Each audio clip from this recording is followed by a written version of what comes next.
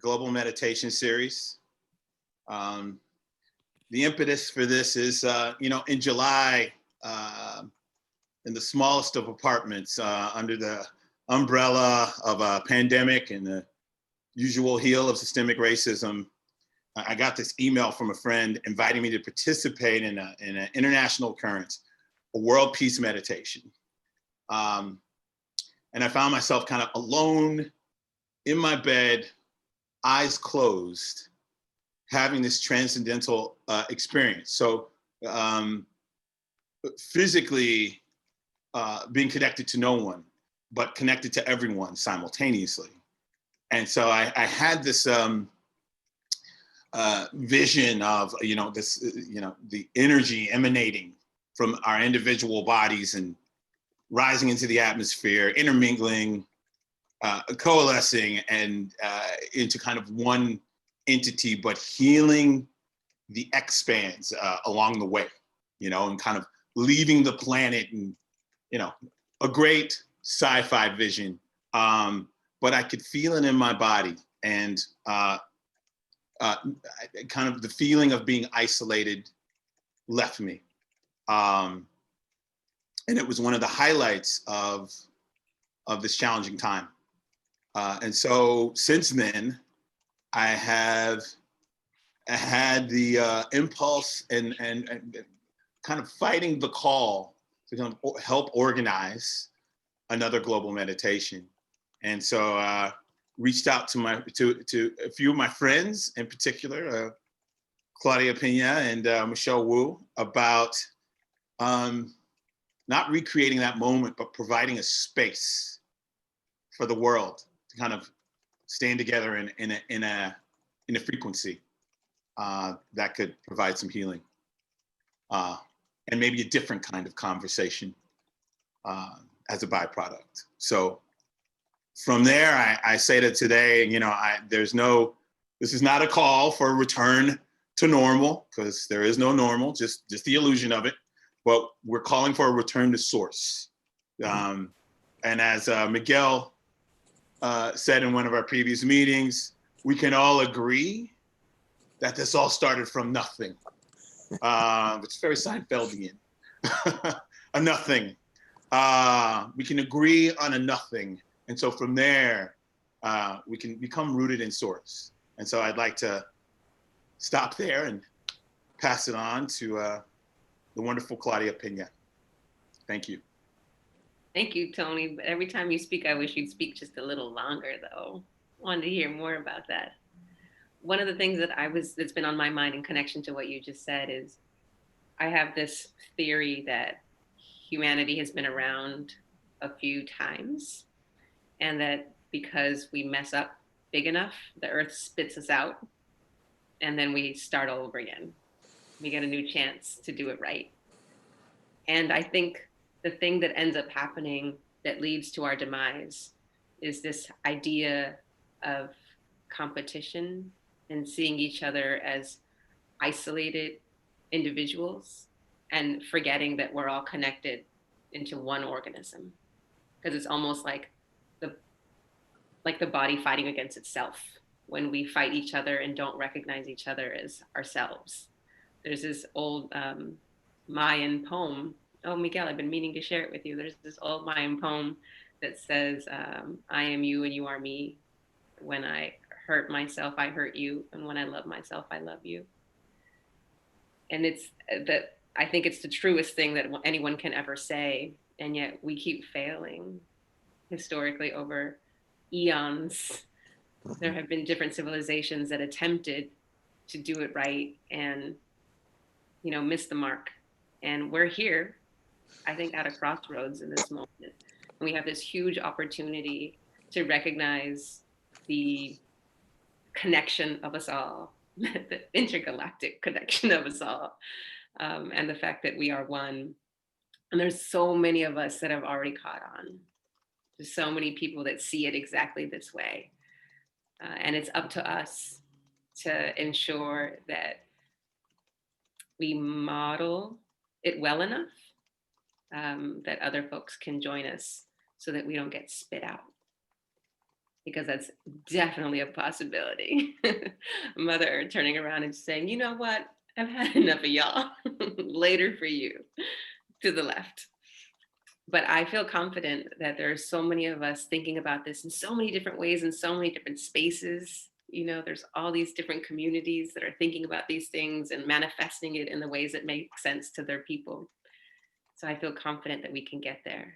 And this opportunity of being in communion, being in community with folks virtually during a pandemic that shows our adaptability, it shows our flexibility, it shows how nimble humans can be in order to continue to connect with each other.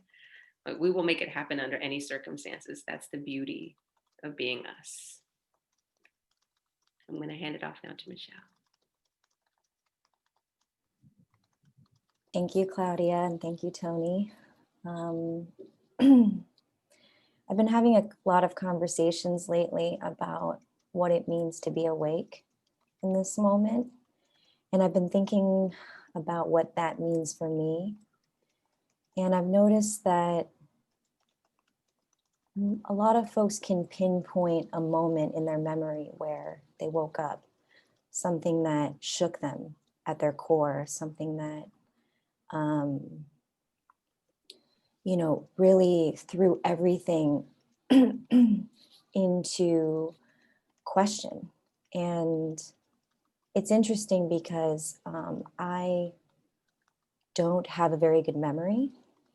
I don't remember actually a lot of things. And I was trying to think, well, what was that point in my own history, in my memory? And I still don't know the answer to that. And it's funny that I think being able to come back to my body and be in mindfulness has helped me to learn how to form memories. And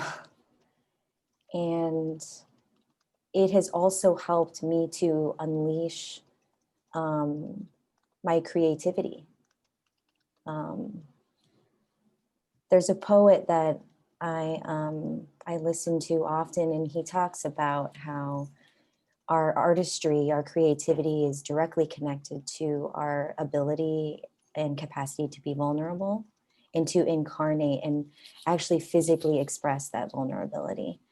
And I feel like that's what this space can provide, can be for all of us. It's an invitation to help, but it's also an invitation for help. I think I think coming into this space together as a community shows a willingness to put our work in a context that might not survive. We understand that every moment is every moment, and that anything could happen, anything could change depending on that moment. So it feels like an honor to be here, to build memories together, to be creative, and to be held in this uncertain time. So thank you so much. And I will pass it off to Sister Peace. Thank you, dear brother and sisters, and dear, beautiful, beloved community that has joined us this morning or afternoon or evening, wherever we happen to be on this planet and the cosmos. So wonderful to be with you all. This year of 2020, we've been invited to lean in to the true meaning of interbeing, interconnectedness, family, humanship, not just fellowship, but humanship. And, at this time of this great tricycle of pandemic, is really challenging us to wake up, And if we thought we were woke, well, we realized that was just a dream. because now we really are on the path. But we don't have to fear. We have our whatever dimension that leads us on our spiritual or soul level will help us get through as a global community, because we can ground our uncertainty in this stable entity, our most ancient ancestor, Mother Earth. And we're going to be guided to do that in just a moment.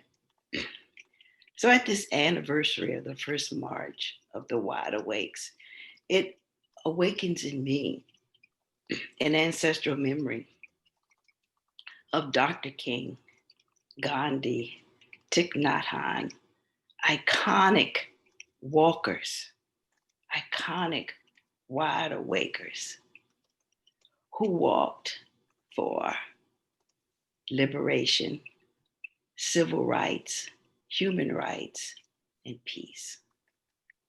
So this is what we are inviting you to do with us today through meditation. And meditation is one of the most rebellious actions we can take. And so we challenge you to join us in this compassionate action of waking up. Thank you so much. And I hand it off to Miguel. Thank you very much. And like everybody else said, greetings to all of you, wherever you may be on this planet. I wanted to go back to the story that Tony alluded to. And about 30 years ago or so, I was asked to do a wedding. And my friend that wanted to get married said, you know, I got a problem because the woman that I want to marry is not one of my people. My family's going to have a really, really hard time accepting her because she's not one of the crew. And I had said, well, let me think about it.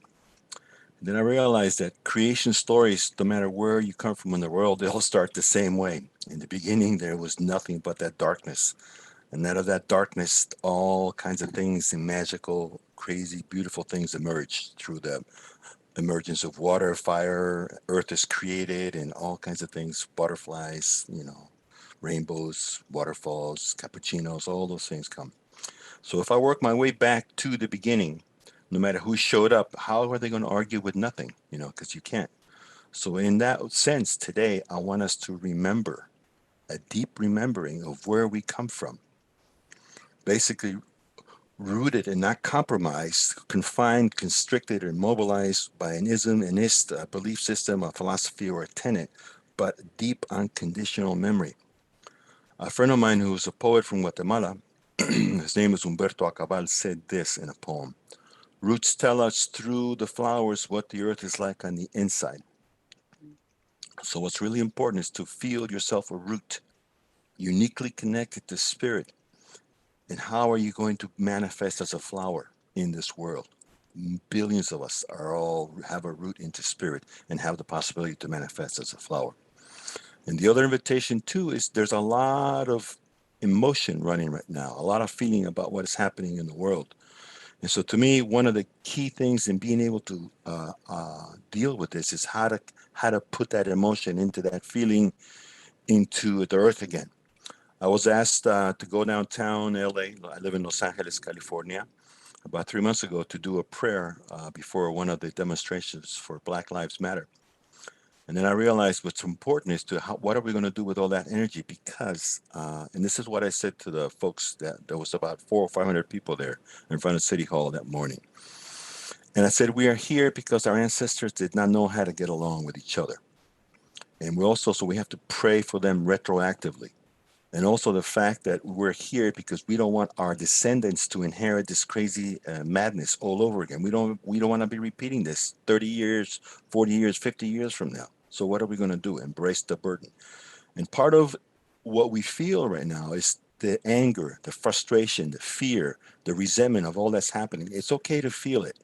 There's nothing wrong with feeling it. What's really important is you do not take it out on yourself. Don't take it out on others, but it has to be put back into the earth, reclaimed so it can be transformed by that incredible transformative power that the earth has. So I encourage all of you to find a way to connect with the earth and be reciprocal. We take so much from the earth, but we forget to give back to the earth. And one of the things that the earth needs from us is our toxicity so it can transform it again, you know. And it's not okay to hang on to it, like I said, because then it becomes toxic, right? All that anger, all that fear, all that negativity. So the invitation of this process for you, and I'm going to ask you at some point in time to feel yourself deeply connected to earth, rooted to earth in some form, and go out, make friends with a tree, make friends with a rock, make friends with a body of water. I know it sounds a little intimidating and daunting, but it's really important that you do that. Feel connected. One of the biggest issues that we have right now, because of the time that we've been in isolation, is we disconnect from the earth. So go out and find a way to connect with the earth in your own unique way. I invite you to do that. So at this point, thank you so much for including me today. And I'm going to turn it over to Elaine.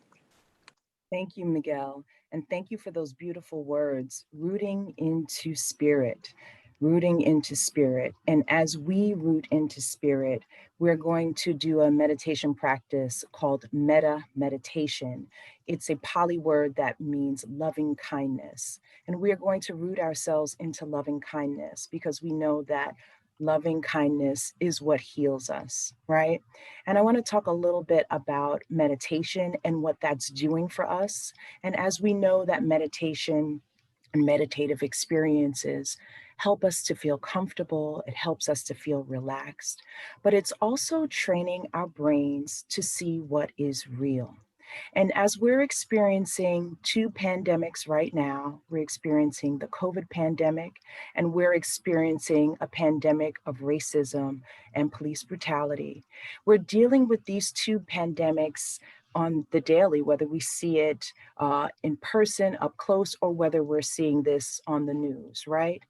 And as these pandemics and as we see these images every day, we're our brain is taking these images in as traumas, as these small traumas. And these traumas are affecting us in very negative ways. Our brain is releasing cortisol, which is releasing unhealthy toxins in our body, right? And even though we feel like we're not directly affected by police brutality or we're not directly affected by COVID, peripherally, we're experiencing these little traumas. And then our brain, there are parts of our brain, parts of our limbic system, our amygdala specifically, is looking for these threats every day. So over and over again, our amygdala sees these threats, these little traumas, and is helping to store those traumas. And what we can do through meditation is we can ease those effects of trauma. We can ease those effects inside of our brain that are storing these traumatic instances. And also we can then enliven the other parts of our brain that can rationally see what is true. So we will know that there is suffering in the world, right? We cannot escape this, but we can deal with the suffering in a better way. And we can deal with the suffering in ways that will help to kind of heal us a little better. So I'm going to ask everyone now to get into a comfortable position. If you're sitting on a chair, make sure both of your feet are flat on the floor. If you are sitting on the floor, just make sure you're rooted into the floor in a comfortable position. Your hands can be in your lap, one on top of the other, or on top of your knees. And I'm going to invite you to close your eyes in this moment. If you are comfortable with turning your camera off or keeping your eyes just 1 foot in front of you, that's helpful too. And we're going to start with a few healing breaths. Breathing in, deep breath through our nose, deep breath, and then releasing through our nose. Another deep, deep breath, as much air as you can take in through your nose, and then releasing through your nose. One last deep cleansing breath in through your nose, and then releasing And now just let your breath happen. And in this moment, just notice what is happening inside of your body. Noticing your breath as it comes into your body. Noticing your breath as it's leaving. Noticing the coolness as air comes in and the warmth as the air goes out. And being okay with whatever comes up in this moment for you. And we're going to start our meditation with ourself. Loving kindness starts with us. So we'll be giving ourselves loving kindness. And as I say the phrases out loud, you'll just say them to yourself. May I be happy. May I live with ease. May I be safe. And may I be healthy.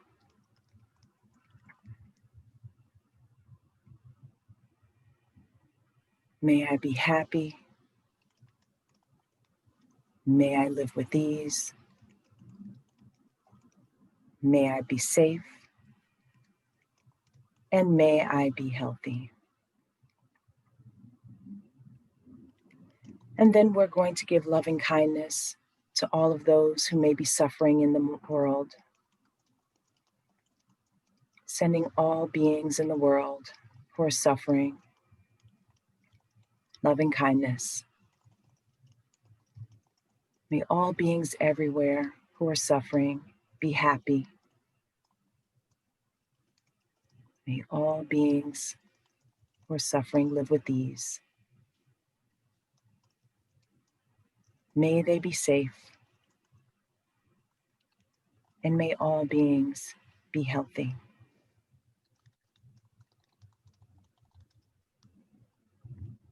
May all people of color all over the world be happy. May all people of color in the world live with ease. May all people in the world be safe. May all people of color be healthy.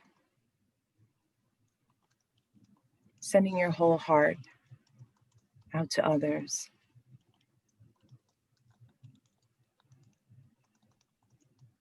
And then may all wide awakers walking today be happy.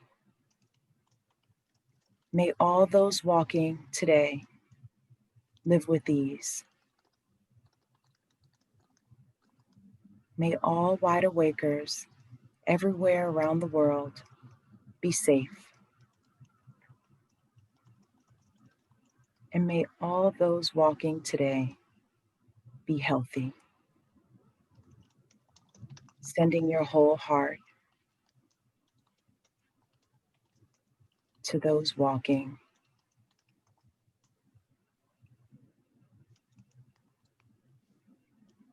And finally, may all sentient beings everywhere without exception be happy. May all sentient beings everywhere without exception live with ease. May all beings everywhere without exception be safe. And may all sentient beings everywhere without exception be healthy. Sending your whole heart out to the world. Sending loving kindness. And giving loving kindness to yourself. Taking a last moment to notice all of the good that we all have in our lives at this moment and being grateful.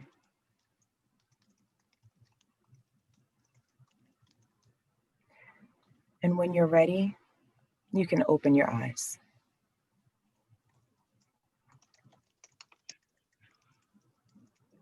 And thank you for your practice, everyone. I appreciate you contributing to this loving kindness practice and giving love to the world, as Miguel said, rooting ourselves in spirit and rooting ourselves in love, because we know that this is what heals, right? So with that, I'm going to pass back to Miguel, who's going to wrap up for us with a chant. Thank you, Elaine. Beautiful. It's what I feel with this is thank you, Elaine, if you didn't hear me before, but what I feel with this is the level of heart that's being created in the world, which brings us, in a way, connectedness and peace. So thank you for sharing that with us. I'm going to share with you a chant that was taught to me again by my friend, the poet Humberto Acabal. And basically what it does is he said to me, this is to take all the grief out of your bones and put it back into the earth again. Very simple, very simple. I'll sing it 4 times and then we will close. And it goes like this. Ah, oh, ma, oh, ma, oh, ma. Ah, oh, ma, oh, ma, oh, ma. Ah, oh, ma, oh, ma, oh, ma. Ah, ah, ah. Ah, oh, ma, oh, ma, oh, ma. Ah, oh, ma, oh, ma, oh, ma. Ah, oh, ma, oh, ma, oh, ma. Ah, ah, ah, oh, ma, oh, ma, oh, ma. Ah, oh, ma, oh, ma, oh, ma. Ah, oh, ma, oh, ma, oh, ma. Ah, ah, ah. Ah, oh, ma, oh, ma, oh, ma. Ah, oh, ma, oh, ma, oh, ma. Ah, oh, ma, oh, ma, oh, ma. Ah, ah, ah.